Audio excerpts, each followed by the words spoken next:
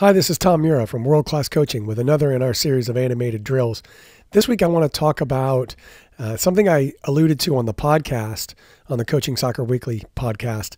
I talked about how we were getting ready for Futsal Nationals and how we were going to use a tactic called the fly keeper in order to get a fifth attacker, basically. If we ever needed, we were down by a goal or two and we needed to change things up and find a way to score the goal, we were going to use this tactic in order to get the extra attacker up and try to keep possession and generate good goal scoring opportunities and put the other team under a lot of pressure and maybe pressure they weren't used to playing with in the past. So I thought I would show you how this works.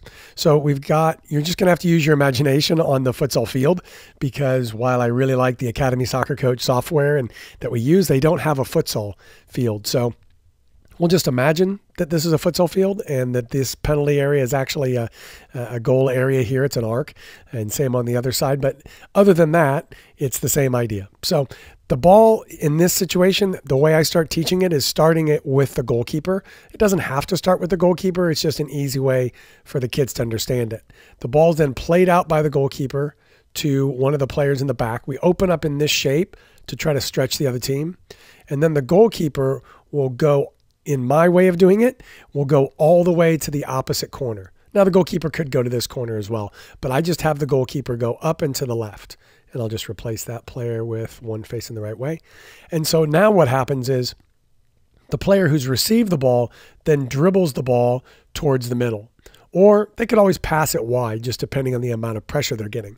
But the shape we want to end up in is this enlarged box shape, because the idea is we want to keep possession and try to get the ball into these corners or get the ball into shooting positions with these players. And so we're going to move the ball on the outside, and this player is always going to be a supporting option. The player on the opposite side is always going to make the court big so that we can switch the ball quickly. In some cases, the ball could be switched and just skipped the supporting player completely and go to the other side. If we're able to do that, hopefully we'll be able to get the ball into the corner and then make runs inside in order to attack and get a goal scoring opportunity.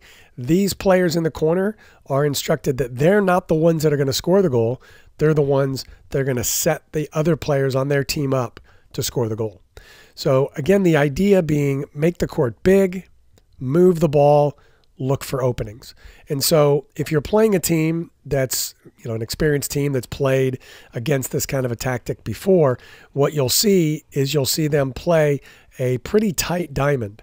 They might restrict it and just stay within their half or maybe even their quarter of the field to really make the space small and make it difficult for us to create goal scoring opportunities. And if they do that, it's going to look like this. And so a player would come to pressure, and then we would play the ball wide, or maybe they wouldn't come to pressure. Maybe we would just advance the ball far enough up the field that now their pressure comes into play. And so then the whole idea of moving the ball comes in. Now, if they keep their shape really well, maybe that player comes out and that player comes out, and then we're looking to get the ball into the corner, and then can we get runners in here? Can we get the ball across? The reason I play the goalkeeper all the way up in this corner is because of the futsal rule that the goalie is only allowed to play the ball once. So when the goalkeeper had the ball back here and rolled it out, that was there one time. But one difference or one adjustment to that rule is when the goalkeeper is in the attacking half of the field, they can touch the ball as often as they like and for as long as they like, because when they're in their half of the field, they're restricted to 4 seconds. So by taking the goalkeeper and putting them all the way in the attacking half, then you're basically creating that extra attacker, because now that player can act just like another field player. So we would get the ball wide and switch it here.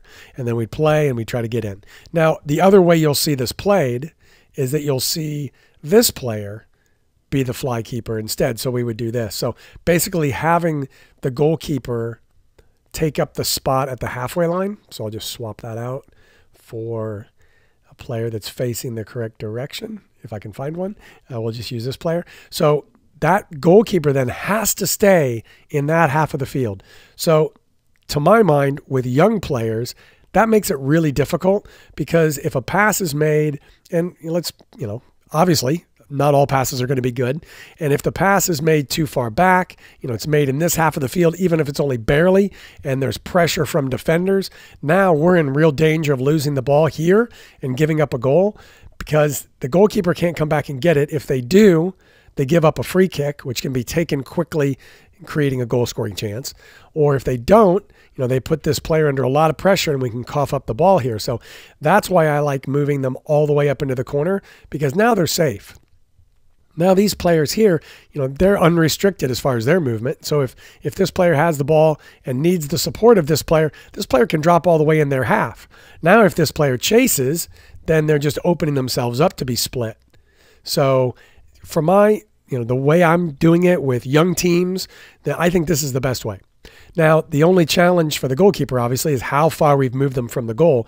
But if we give up the goal or give up the ball here, everybody turns into a defender. Everybody turns into a goalkeeper, just trying to get in front and prevent that player from taking a shot that's won the ball. If we can win the ball back, then we're going to open up and play. If the ball goes out of bounds, we're going to stay in this shape, and we're just going to have the kick-in happen. We'll just move this player over here. We're going to have the kick-in happen with one of these supporting players so that we keep our shape. And so now this, if it's deep enough, I'd have this player take it. If it's not too deep, I'd have this player stay there so that we can support the ball with that player, still provide a switching option with this player. Obviously, all of these players are going to have to tuck in now to take away the splitting passes, and we open up the other side of the court. So this is a tactic that will be interesting to see how the young players deal with it. We've worked on it in practice, starting with no defenders, then with 3 defenders, 2 defenders actually and a goalkeeper is the way we did it. And then we did it in a scrimmage where the only way they could score was using the fly keeper. So both teams had to get into this shape before they were allowed to try to score. So that was a really good flowing activity that let the players see what it'll feel like if they actually do it in the game. So as I told the players, hopefully we won't have to use it, but if we do, hopefully they'll feel prepared by the work we've done in training.